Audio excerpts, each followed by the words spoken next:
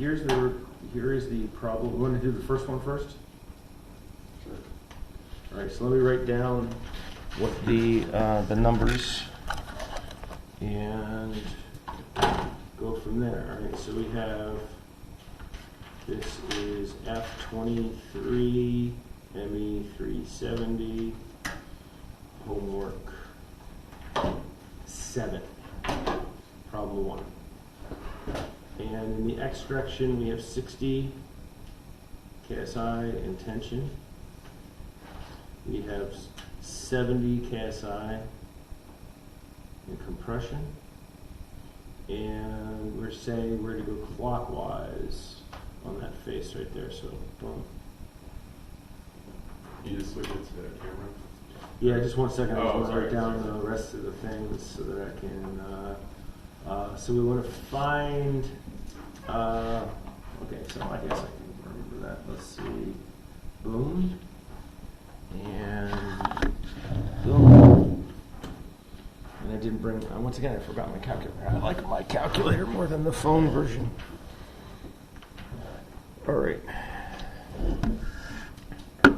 So, right away, we could go von Mises. We do von Mises first. We have an equation for that that we can jump to.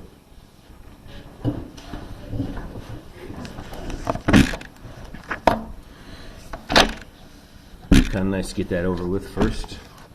Don't have to find the principal stresses like we do for the maximum shear stress theory. Were we told what the material was? Yeah. I can look.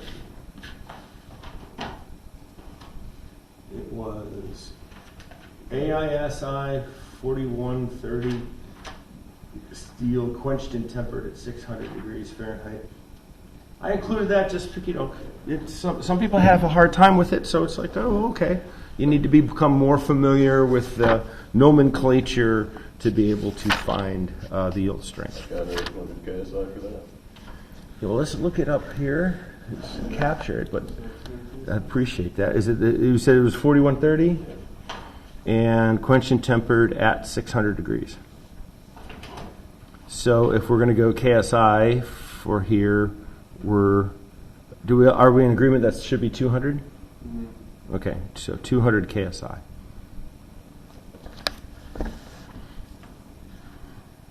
I can't remember. Is it 4130? What was it? Okay. Q and T, 600 degrees Fahrenheit, yield strength 200 KSI. Okay, so we'll go to chapter 5 under distortion energy theory, and this is the equation that we can use right here.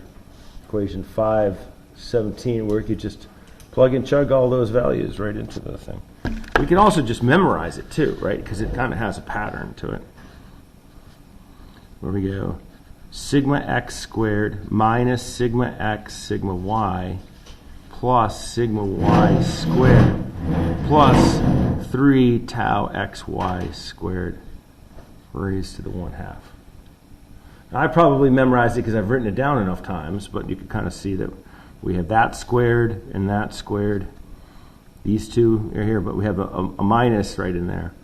And then we have that 3 times tau x squared, which is helpful to remember if you just cover those up right here. This is the easier one to remember, right? When you only have uniaxial stress, that you can have that sigma squared plus 3 times tau squared, and then square root of those. So we can just plug them in and go 60 squared. But here's an important thing. There's a minus, and we're going to go 60 here, but we have to go minus with the 70. There's that minus and that minus going to cancel each other out. I mean, they won't matter. It wouldn't matter because these two are squared to what they are, but it will matter with these. And I'll put the 70 as negative in there just for reminders. And then the direction of this one doesn't matter. So it's going to be, should be 85 squared and 1/2. And then do the calculation. And my brain has been so flustered lately that I'm almost surely going to get this wrong the first time. That's negativism. We shouldn't be negative. 85 squared times 3, boom, add them together. So it's square root of the whole thing. And I get 185.4 KSI. So if we were going to jump to the end and say, what is our safety factor? We'd end up with yield strength divided by von Mises of 185.4. Oh, dummy. See, been doing that kind of thing lately. Oof. 185.4. So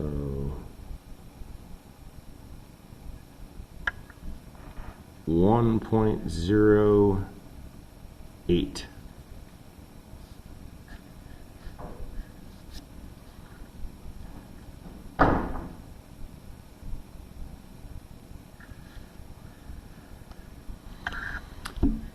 For the maximum shear stress theory, I think it's still a good idea. I did it, sorry to interrupt, I did it 2 different ways for DET. I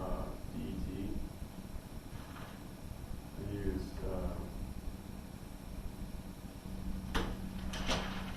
maybe you just look at this real quick. I got 1.35, and then I did it again. Wow, that's fantastic. So what?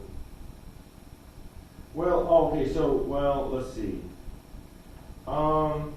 This first equation right here, it's not wrong right here, but we have an equation to replace this. Let me, is it okay if I run the camera? Yeah, yeah. Okay, so it's kind of weird to have the video right there, so we'll hide your identity. So this is fine, because it looks like we might want to go back up here and check your principal stresses first, right? So we'll check your principal stresses and see how they worked out. Let's see, it looks, see, that should be fine. How about I try it the same way you did, and we'll see if we get the same numbers. Then that way that you could see where you're going, because off the top of my head, under the pressure, I can't quite figure it out. So we'll go with the principal stress route. This was just the most direct route to go in the convenience. So we do need the principal stresses for maximum shear stress theory, so let's go ahead and write those out. So we want to let's plot this face first. I'll just do kind of a crude thing here. I'll go 20, 40, 60. I probably didn't make this big enough then, if I did that much. 20, 40, yeah, I didn't make this big enough. I'm just going to, instead of trying to make it proportional, I'll just kind of eyeball it.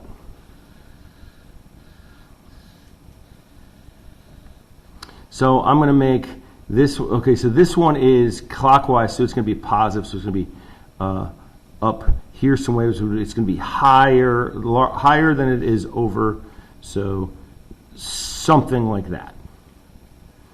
So I'm going to say that that's like 60 and that's like 85. So I'm going to go down to the same amount kind of down over here, but now we're going to plot like over, if that's 60, this would be like maybe 60, that would be like 70, somewhere up here somewhere.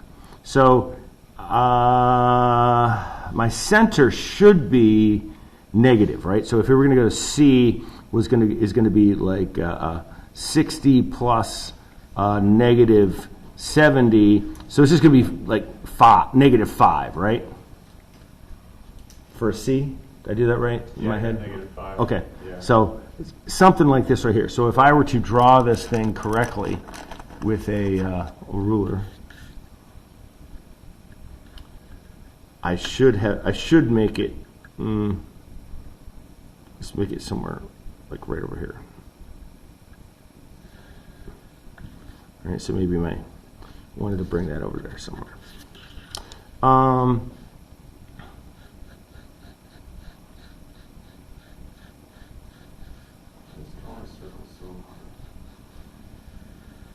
don't know, but there's a reference to SpongeBob where Squidward is trying to teach SpongeBob art, and one of the first things he asks is draw a circle, and SpongeBob makes a perfect circle, which really upsets.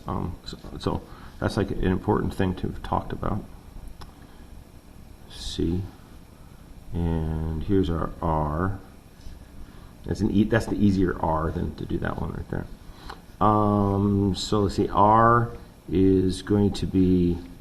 I like to make them square root sign instead of. I don't usually do that raised to the 1/2 thing. I'm more of a square root symbol guy. That's just how I roll. Anyway, we're going to take this length, which is going to be -70. Since we're going to be 65, right? You could call it any way that you want to do it. I just want this length right here. 65 squared plus 85 squared.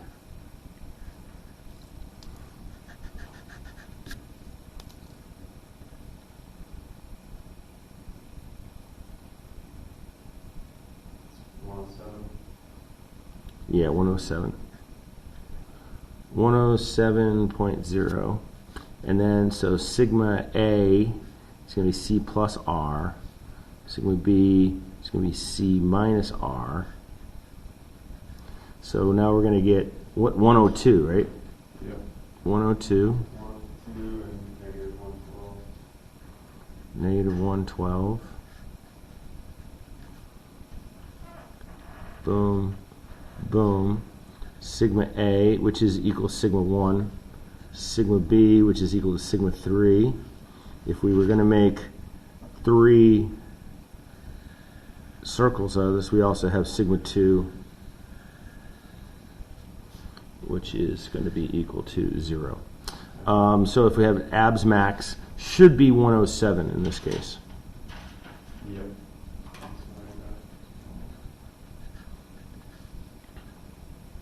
So, yeah, 107. Which we could try again and just see that what we would end up doing is, subtract one from the other and divide by 2, and we should still get 107. So we could actually right now go for our maximum shear stress theory safety factor, which is going to be SY divided by 2 divided by the abs max. And so that's just 100, right? 100 divided by 107. So we're going to end up with a... Yeah, they're right. So you get 0.93. Okay. So going back, okay, so what we can do now, we could do this in also 2 different ways at this point, because we do have an equation right here that deals with that principal stress. Right, equation 513. If you have the two principal stresses, you could just jump to this right here. But if you go up to here, you should put, if you put them into there, they should get the same thing. Right, so we could try that. And so, you said that sigma 1 is going to be 102. Sigma 2 is equal to 0. Sigma 3 is equal to negative 112 KSI.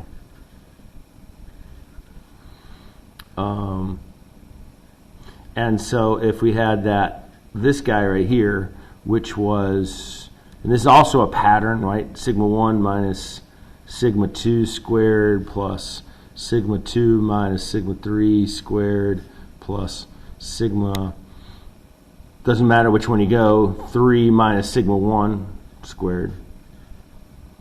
Square root of that internally is divided by 2. So if we go sigma 1, 102.0 squared, because it's minus 2, right? Plus, and here we go, 0 minus 112 squared, although it doesn't matter. And then here, finally, we're going to go, here's probably where there's a good chance there was any, if there was any mess up mathematically, here's where it would come in here. You would go minus 112 minus 102 squared divided by 2. And I say, if I do my calculator correct, 102 squared, 112 squared, add them together. And they got negative with a negative, so we're going to go 112 and 102. We're going to add them together. We're going to square them. Where'd you go? Boom. Add them. Divided by 2. Square root. We should get 185.4.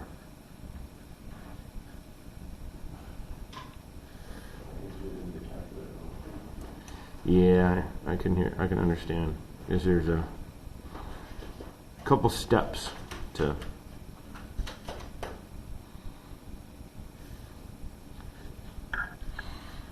and likewise taking it on faith that they have this one right here.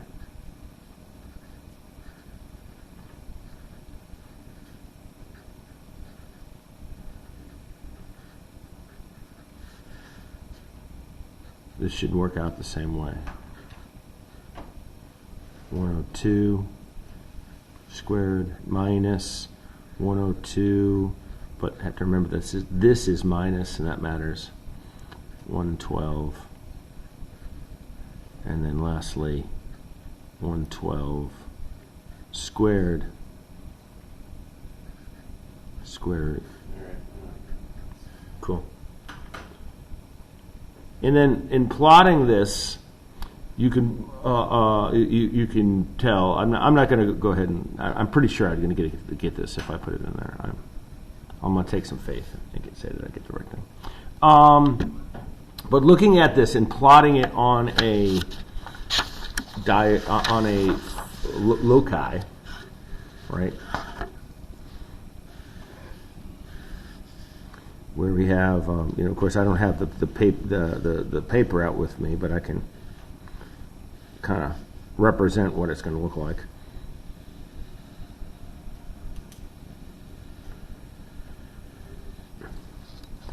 When we have the two principal stresses are a 102 and a 112, and right here should be 200. Right here should be 200. Right there should be negative 200. Right here is a negative 200. And what we found, though, is we had so halfway in between somewhere, we have a positive 102. And then we have a little bit more like here, that they kind of run sort of like right there, like close. Like I didn't do a great job. We expect the thing to be just outside, so that it's because we got a 0.93. That means that we are outside the maximum shear stress theory. Right here, right? But we had a 108, so right in there, we were stuck in the gap in between. And that's why I picked out those values. I was trying to, have an illustration where we had they didn't work out. We're in that gap.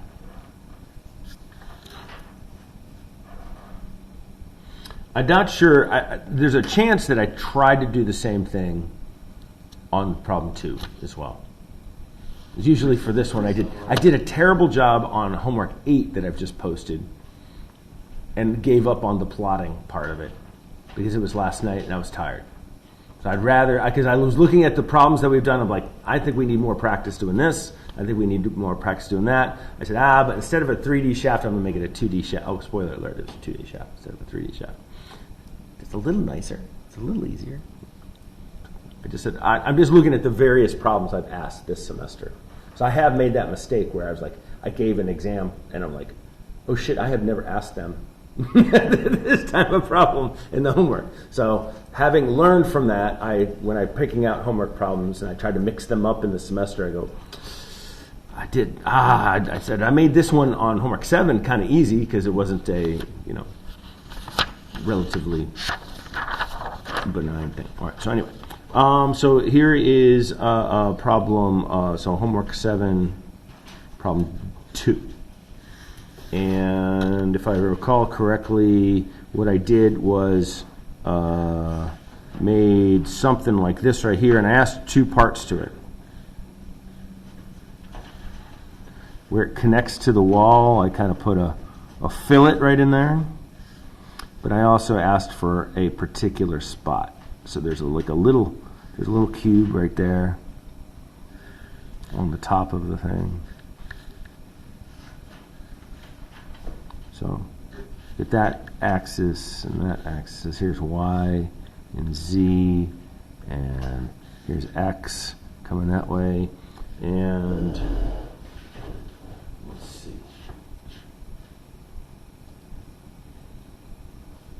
We have everything except for that one's in the positive direction. Okay, so let's see. We have, and I went to metric too. I try to mix things up in the metric. So we had 14 kilonewtons in the X direction.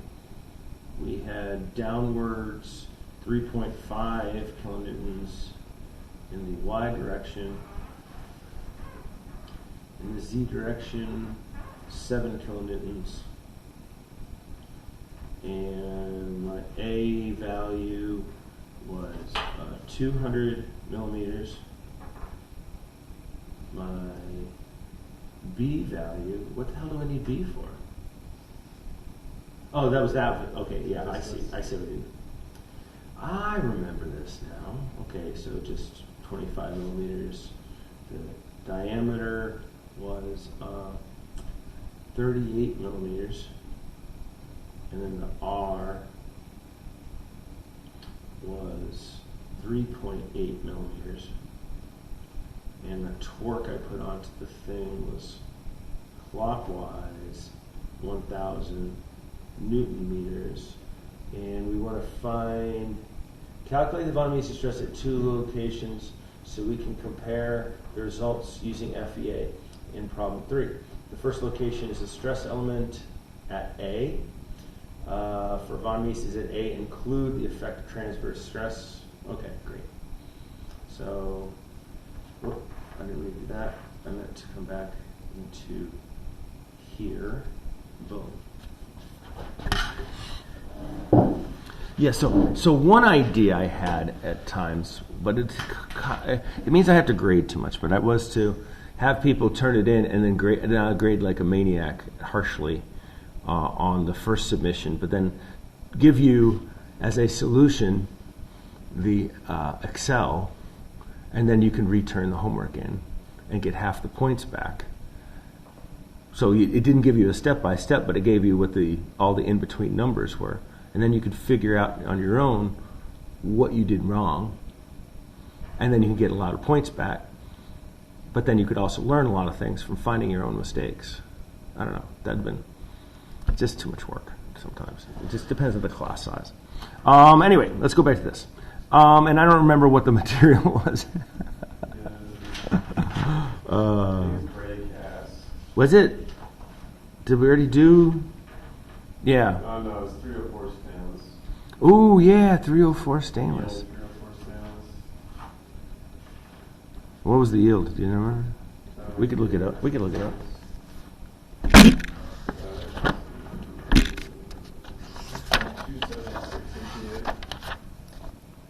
276 MPa. Not that I don't believe you. I'm doing this as a demonstration of where to find it, if I can recall where to find it. Getting familiar with although you can look stuff up in MatWeb nowadays, but the stainless is usually of some metals. I don't think any of this is a stainless. Yeah, here it is. This is where it's on. It's in A22, and here's your 3 or 4 stainless. These are very common stainless. 316 I find is one of the most common ones right here. But there's all kinds of weird ones that people bring up, and I'm like, never seen it. But in terms of the most common ones I've seen, 3 or 4 and 316. So Soliders doesn't have an annealed 304. Yeah, it's fine because really all that matters is the elastic modulus. And annealing doesn't change the elastic modulus. It'll change the strength, but it's not that. So 276 is what you said. Yeah. Okay, great. But not that it wasn't trusting. I just figured on the video I would capture where it was located. Oh, get back. Stay there then. You be like that. Okay, so let's put out what the loads are going to be that we care about here. So we're going to be naughty. Oh, thanks. And not do the free body diagrams. I know. What a hypocrite. Hypocrisy. I know. I used to have this long rant, but I don't. Well, it's not that long. Or I would say why when someone would say you're being a hypocrite, and I'm like, that's totally fine. You can't hurt me by calling me a hypocrite because hypocrisy is a necessary human trait. How would we have order in this world if you could say, okay, if someone has done the wrong thing, they're now not allowed to tell you not to do the wrong thing? We would have chaos.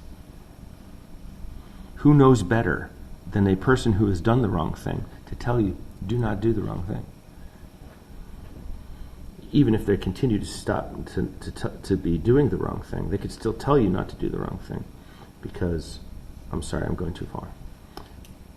So I have the kilonewton times the millimeters, so I could get away with that. So 1,400 Newton meters around the y-axis. And then we're going downwards right here about the z-axis. You can see that this guy is going to go around the z-axis. This is like the equivalent moments concept. And when it's simple like this, you could obviously you could just do that. But I still want to tell you how important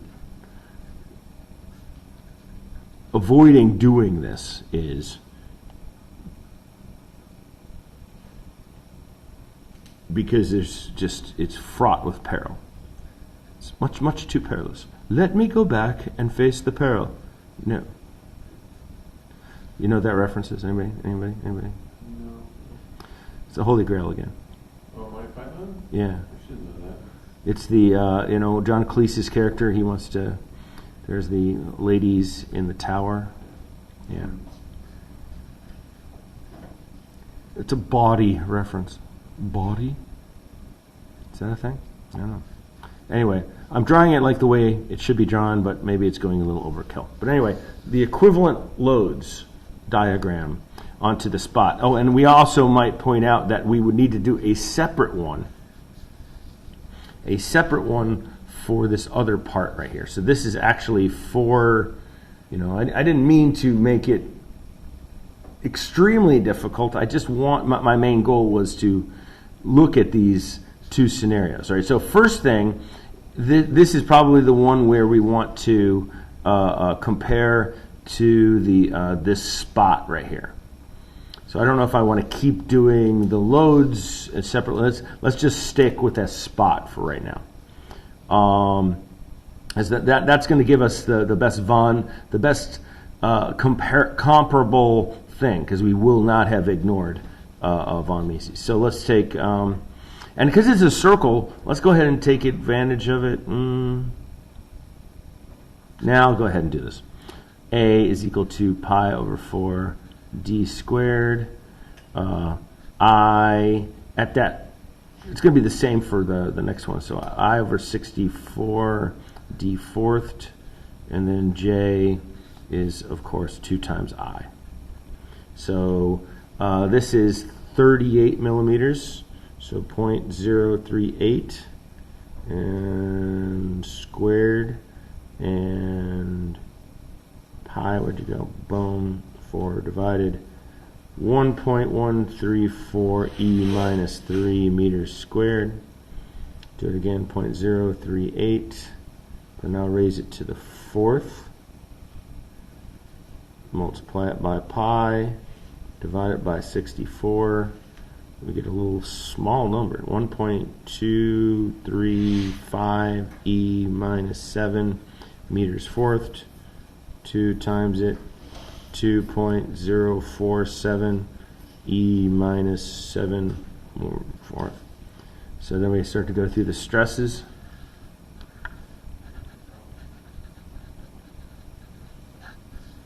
And on the stresses, axial. So the axial is going to be 14,000 divided. I should write F over A, I guess. Just a little lazy. That's tension. So 14,000 and divided by 1.134 e minus 3. And here I can do my little swap thing and go to 14,000. And I divide by 1 million before I write it down, so I end up with 12.34 megapascals. We go for the bending, where this is going to be the stress at, I don't know, did I call it A? My daughter is texting me. We could all take part of this together. Would you like to see what the texts are? It's always interesting. It's always an adventure. Did you send in my tuition abatement form? Yes. When your daughter asks you something, you said yes. Not right now.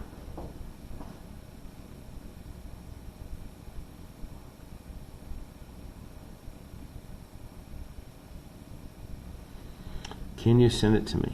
Not right now, honey. So this is at, let's call this A. She's mad at me. So we're only going to use the tension that's going to be caused because of this moment right here about Z. So that's the moment that we'll use. So we have our 700 times C, which is going to be 0.038 over 2 and 1.0235 e minus 7. She's got me all nervous now. Why didn't 0.038 times 2 divided 1.0235 E7 minus divided. If I did it right, I get 130 megapascals, and both of these should be tension. We get the torsion, TR over J. We've already given that this was 1400. 0.038 over 2. 2.047 e minus 7. Getting kind of sloppy. It's distracted by my daughter. 0.038 times 2 divided 2.0, can't read my own writing, that's a 447. Why were you using 1400? I don't know. Because my brain, because of Andrea. You can blame things on Andrea. We usually do. I'll start calculating it again, I guess, because I was wrong. Thank you for remembering that.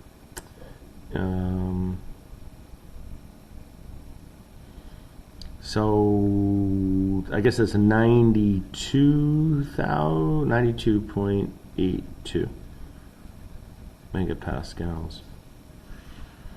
Trans. I think this is the 4/3 one. Yeah, I think it's pretty sure it's the 4/3 ones. F over A. So 4/3, and the F in this case is going to be 7,000. right? And in this case, it's going to go like that way, and it's going to be here, because this is to the side of the force, right? Can you explain it? Okay. I picked it right, but I was just... It's like this force is going this way right here, boom, right here, through the center, so it's always to the side, right? Because like this one would be passing right through it, and it doesn't do anything when it passes right through it. You could think of it those terms. If you look up in the book onto the thing, it does this kind of thing, right, to the side, and you could that's the one that's associated, right? So it's like right there and there is where it's maximum. Oh, I'm sorry. Right in there. This is what I was drawing, like in the book, in that section, is a way that I kind of remember it. I have this image in my head of right next to where they're describing the equation that I just wrote down below this. Like this guy right here comes from a thing right here, an image right here. They don't have this force downward in the book, but that's what they're implying, so I kind of sketched it in. And it's the distribution of this is 0 here where the force passes through, either at the top and the bottom, but maximized here at the sides. So we want to find the force, the direction, so this is to the side of this. Yeah, so point A in our diagram is on the left-hand side. Yeah, we would like rotate this thing 90 degrees right here.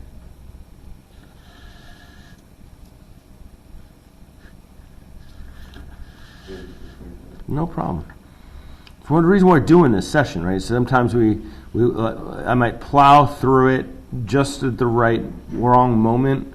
Like the thing I could have said, I might have said, that would have made it like, boom, cemented in your head, might have been while you were writing something down, or, or you didn't want to slow things down in class because you weren't quite sure about something, which I strongly suggest that you never think that way, but I know that's very common. Nobody wants to feel like they're the only one in the room that doesn't know something, but there's so often everyone else in the room is feeling the same way, and so everybody's quiet at the same time, all the time, and it's just a very common problem. I felt that way before, but then had to get over the fact that I'm like, okay, I will look dumb. And then later, sometimes people even come up to you and go, thank you for asking that. I had no idea what's going on. It's great when you can have that kind of relationship with the other people in class, that you would communicate that way, right? Sometimes it's really helpful. So anyway, let's go back. We want to, doing one of these problems or working on one of these, you want to try to end it with putting these stresses together on a stress element. Sometimes I'll do the in-between step where I'll draw these things on here. But I do know that we're going to have the x direction here is going to be, these are both positive, and I can't transcribe the number while I'm talking for some reason. So we're going to add them together, and you can actually do this almost in my head. 142.3, let's only make it, and don't need the parentheses, KSI, MPA, we're not in that, okay. And then here's one we have to be careful with. This one is going to go upwards across this face because of the nature of how it's drawn, right? It's going to go that way right here, so it's going to go across the face, especially if we were to show it this way right there. Right? It's going to go across the face, that guy. Whereas this one is going the other way. So they need to subtract from each other. So it's the torsion, as usual, is going to be longer than is going to be larger. So we're going to do this tau, call it, this is actually tau xz, if we're going to be 100% accurate, right? Because this is going to be the x direction, and this is the z direction, because we're looking down at it. I've just rotated it a little bit that way, actually. This is going to be 92.82 minus our 8.230. And actually still have it in my calculator, so I can just hit minus, boom. And that should be 84.58. It's a 4. So when looking at the von Mises of it, let's just stick with the von Mises because I want to finish the rest of the thing. We know that that's going to be that squared plus 3 times tau xz, in this case squared. So 142.3 squared plus 3 times 84.58 squared. And I'll just put it in the calculator. 142.3 squared, 84.58 squared times 3 plus square root. I get 204.2 megapascals. So if we had distortion energy theory safety factor, 276 divided by 204.2.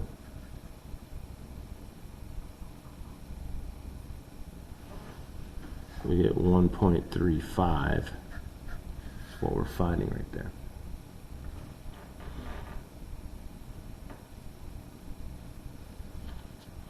If we're going to repeat the other one, which I wanted to try to incorporate worst case scenario, this was just for a particular stress, right? We're trying to confirm a particular stress at a particular point. We could also, but what we really should care about is, will it fail? Now, we remember that the stress concentrations don't really work this way for ductile materials, but we're also want to compare it to the FEA and see how close do we get. Because that's where it's going to show up as the maximum. So we might as well look and see and compare what the maximum is. And then actually, if we were, for whatever reason, we needed to know this, we could also have in our discussion, here's what we got by hand, and here's how it compares to the FEA, and we could do it with and without the stress concentration. So with the stress concentration, we're kind of confirming our FEA, but we could calculate it without it and say, okay, here is what it would be, what we think the maximum stress is. All right, so I don't know. For my experience, rarely do you just calculate something. You usually calculate something and you write a report about it, right? Or the calculation is feeding information into a report, and you have discussion, and you have like, okay, what does that mean? As opposed to just go plop, here's some information, you be the judge kind of thing. Or the other way around, you're designing something and you make a drawing and you deliver the drawing and somebody says, okay, well, tell me, you have maybe someone in the company or maybe a regulator wants to see the back-end calculations to be assured that you've done your due diligence in designing the thing, right? So there's usually, it's more involved than just a calculation, right?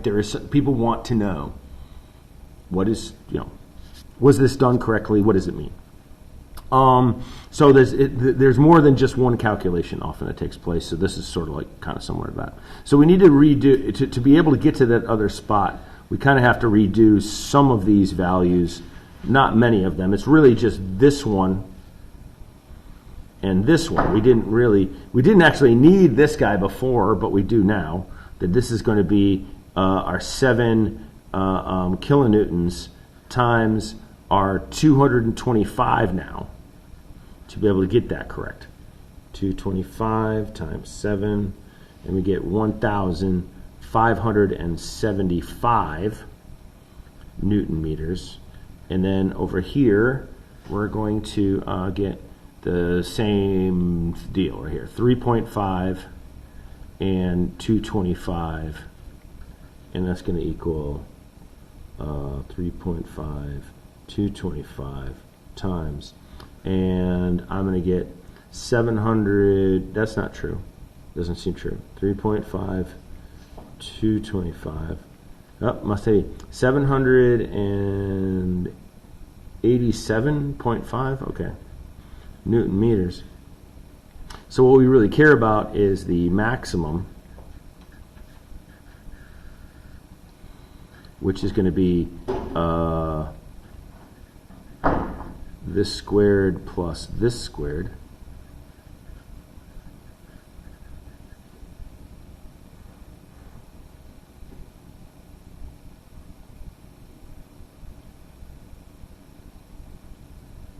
So 1,761 Newton meters. So now that the only thing that changes is going to be the bending.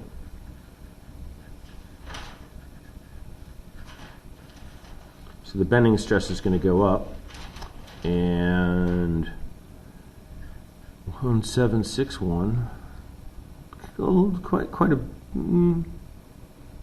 where the bending was 700 before, so this is going to be a pretty big change. 0.038 divided by 2 divided by 1.0235 e minus 7. So 0.038 times 2 divided 1.0235 E7, make that negative E7 divide. And so we're going to get a large number here. Do we have to recalculate I? Was that? Do we have to recalculate I? Is it 5 being the same? I can't hear you. Do we have to recalculate moment of inertia? No. Okay. No, it should be the same, same diameter. Yeah.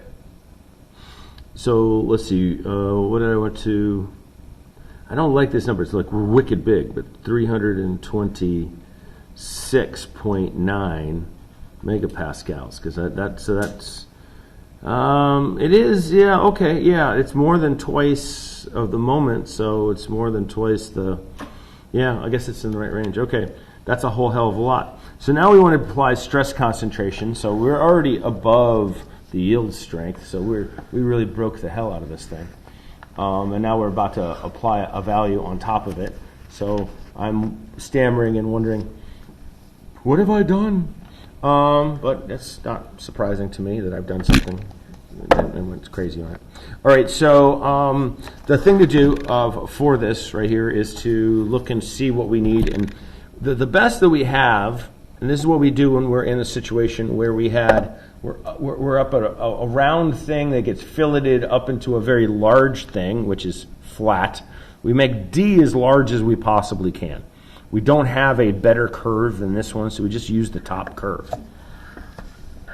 It's kind of weird, but that's, and if we were to go to Peterson, which might even be worth just a short detour, and that I should have done in class, because I do have, someone gave it to me years ago, so it's not like I sought it out. It's like if someone, I guess that you can go to jail, right, with this kind of mentality. Right? Isn't that true? Like, well, someone gave it to me, and you're in possession of something stolen. It's up here somewhere. It's Peterson. Where do I see Peterson? Where'd you go, Peterson?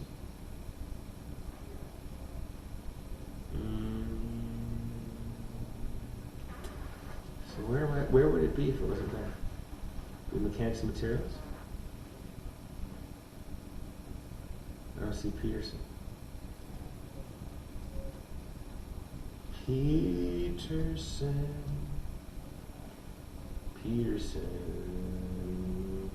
Right there. Chaps. Interesting.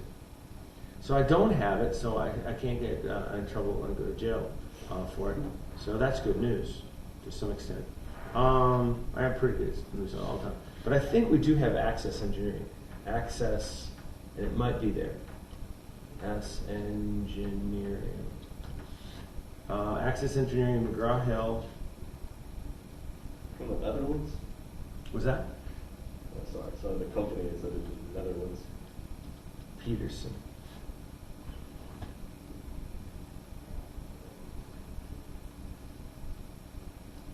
No. I thought we had it. That would have been.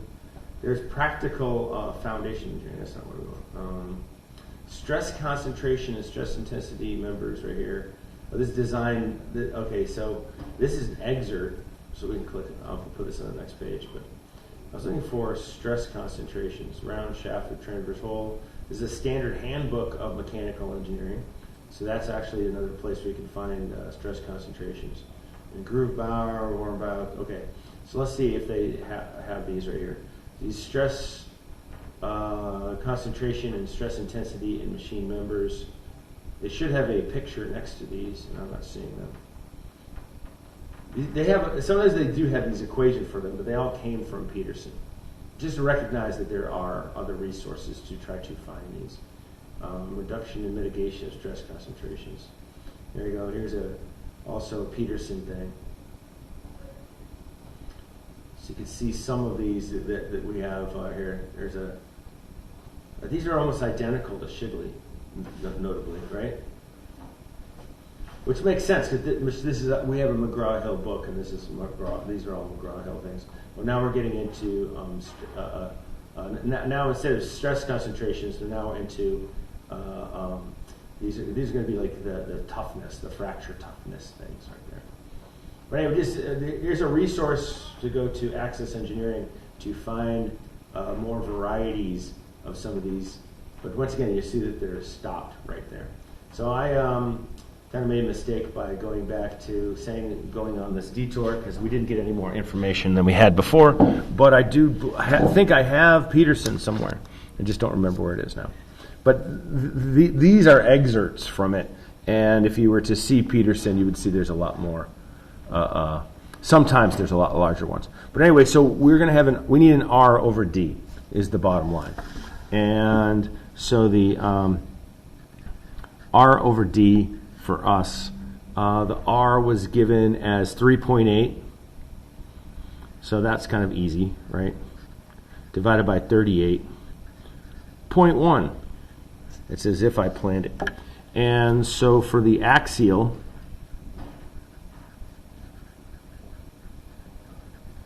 and we have bending. I think these aren't actually in the right order. And we have torque.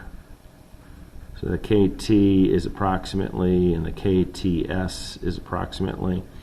So I'm going to do these quick, so I might get them a little bit wrong. So right in here, we're going to go to the largest one that we have for the axial scenario. You can see that I was trying to figure out different combinations. Actually, no, that's for a different problem. I would go 1.9, right? Because this is 1.8, this is 2, this is 2.2, and so this is 2. It's halfway in between. I'm saying 1.8 and 2.0, so that's 1.9.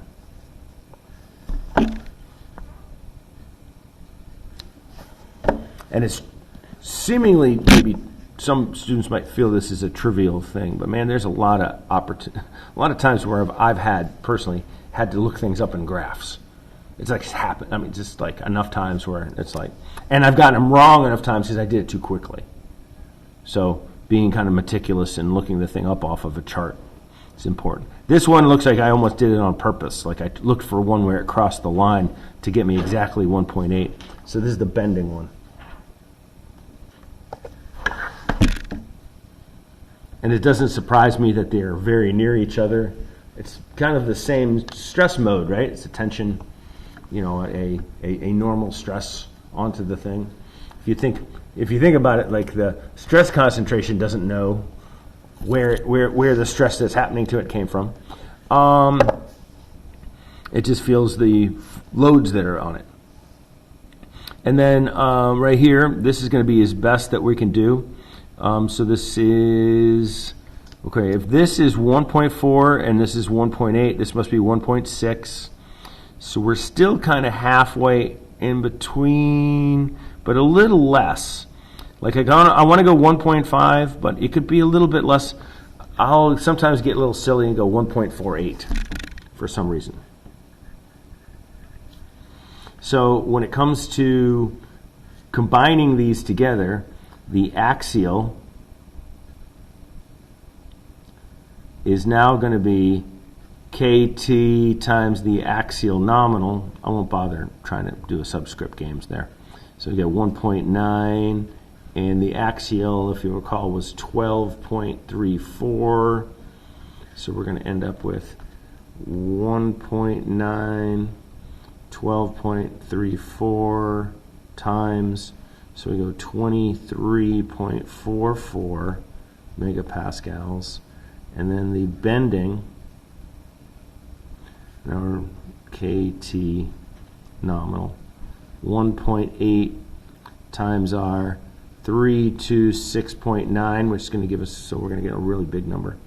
So 326.9 and 1.8 times. So, oh yeah, 1.8. All right, it was 588.4 megapascals. And then the torsion, which remember we're gonna skip the transverse for this, KTS and the tau nominal. So 1.48, and the torsion was a 92.82. 92.82, 1.48. So 137.4. And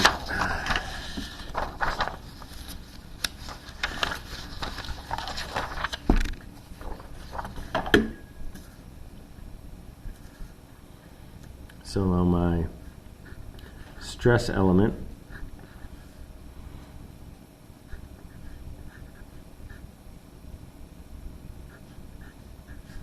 is now going to be 23.44 plus 588.4 means I got a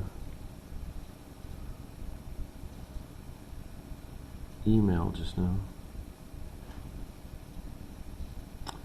And we have 611.9,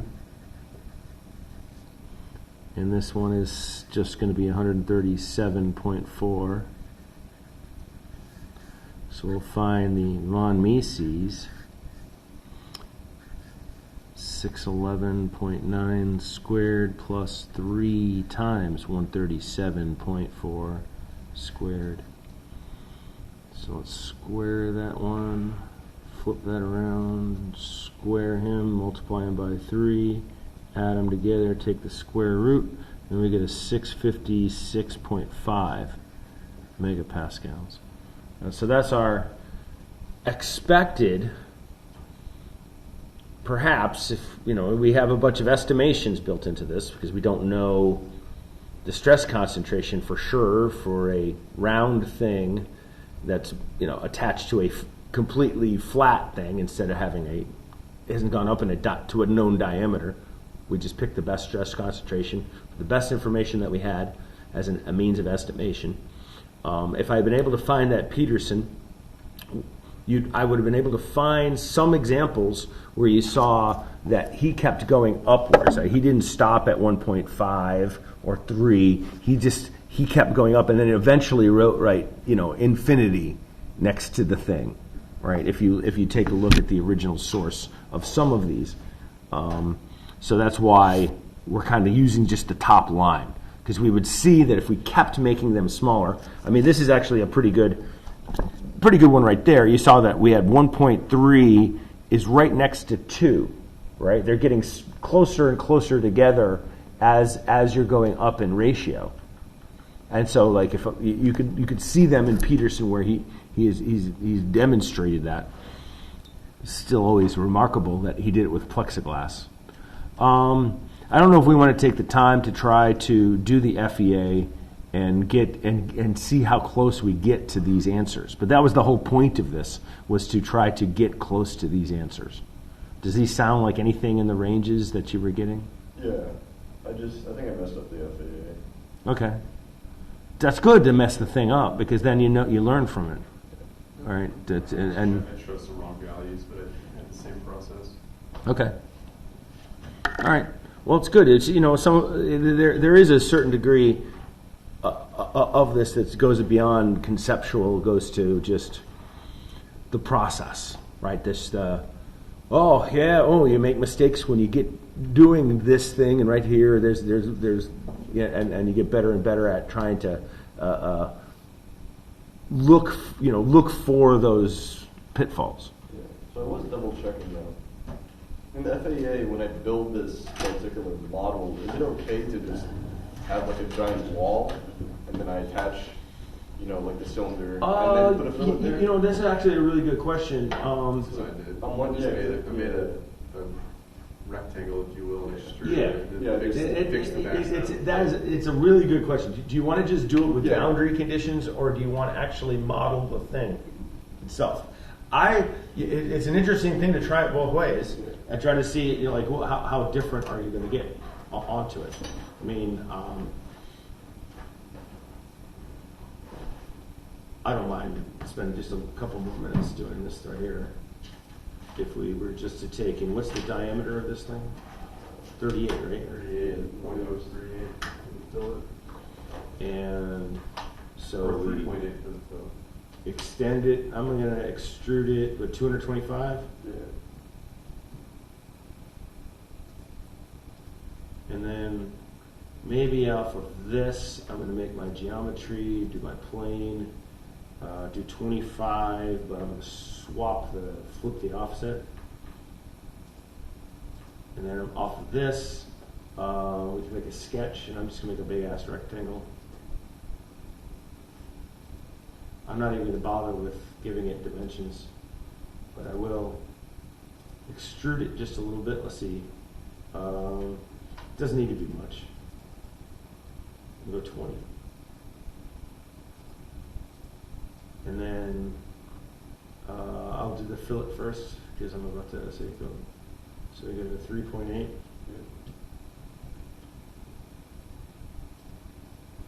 And let's cut the thing apart first. So we got to go put some curves onto it, so split lines. So my first one is going to be with this to here. All right, boom. Whoops, that was messed up. Sorry. Here, and then to here. Boom. Do I want to pin this? No, I'll just go back to it again. Can I go last? No. It was a place I used to go to make things faster. Last command. Recent commands? There you go. So I'm not going to use the split line, but I want to use this plane. I guess I don't need anything else than that. I could break it up a little bit more.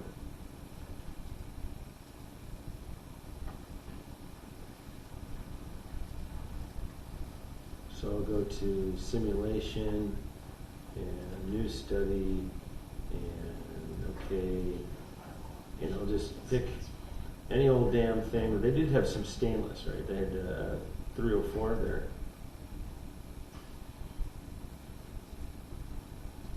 Like, it didn't matter though. Fixtures, fix, so we'll just go on the back of that. Good enough.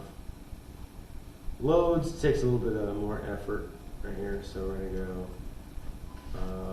forces. I'll do forces first. Actually, torques are actually easier. It might be because it's harder to see the torque sometimes, so I put it right under that thing. But to here, I can go that way. What's going on here? Why did I do that? Look at this. There you go. What would we say, 1,000? Yeah. It looks like the correct direction too. And go to force. We could all do this on one thing, right? So we could go right here on this face, and then we'll use that same face for the directions. And then down here, this is the easy one, perpendicular right there. So I can't remember what they were. There was 14.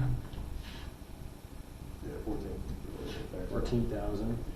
This is that's the correct direction, right? That was the direction for Z, which is 7,000. And then we want to go downwards with this one. Nope, so we need to go backwards. It's kind of hard to see because they're like on, right on top of each other. But that should be, what did we say that one? 3.5, yeah. 3.5, okay. So I think we got that right.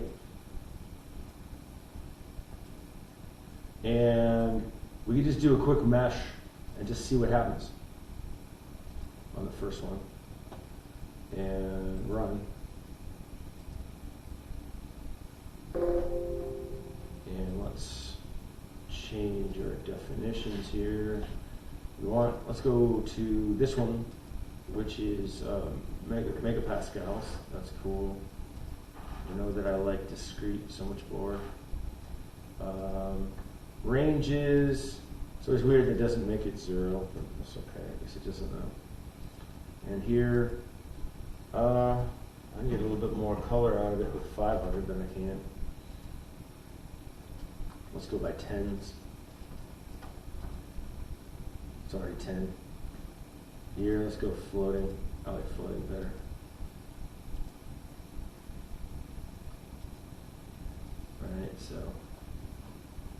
Alright, so let's see the plot tools. We could go probe and find that spot right there. Boom. That says it's 218. What did we say it was going to be? We said it was going to be 204. It's not bad. It's in the ballpark. I'm going to check my numbers, triple check my numbers, check my different things that were causing it right there. But that's the correct location for the thing. One thing that you can do is while we're in here, we can actually select. We could do the same thing right here. So we go select that edge, maybe select that edge, update it. And then I like to look at this. Boom. You almost kind of think that should be a smooth line a lot of times. I think so. I don't know, because we split it might not want to be. So we can also the easiest thing to do is on here to click the show maximum. Boom. So we have a maximum indicated of 542 compared to our 656. So our next thing to do is to start refining the mesh.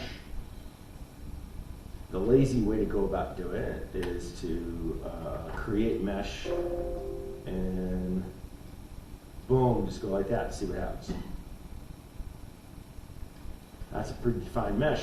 This is a very, what I just did though was a very inefficient way of giving your elements. You don't need elements, this many elements over here on that thing. It's kind of useless, but it doesn't quite matter as much as it used to. It used to be like you've just added 3 hours to your thing, but look at this, it solved instantaneously, so it didn't matter. I don't know why I didn't click accept when I hit the maximum on there, because that would have been nice. Here, it didn't hit the maximum.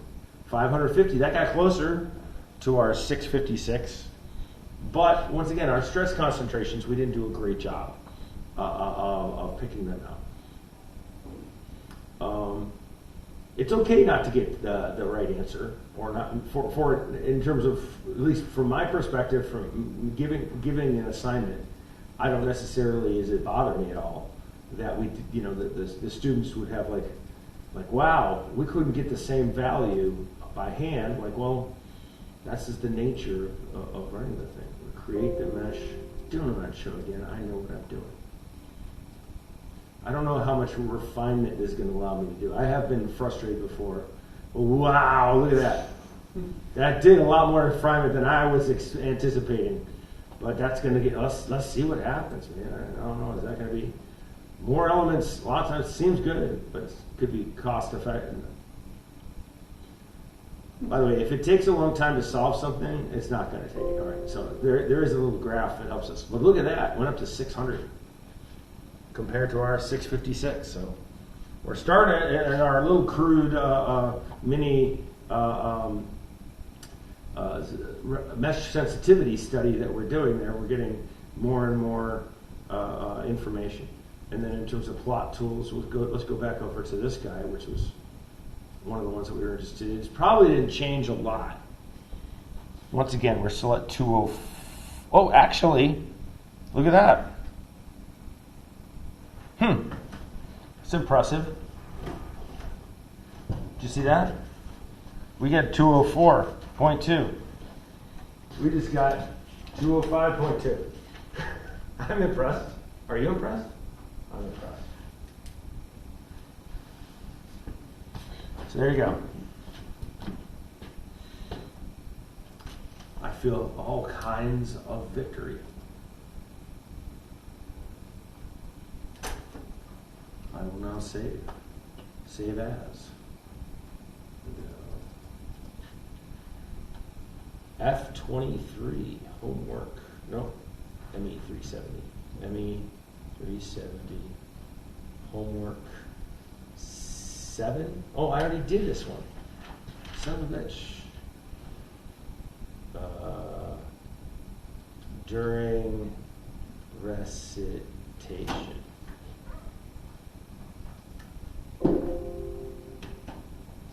Sure. All right.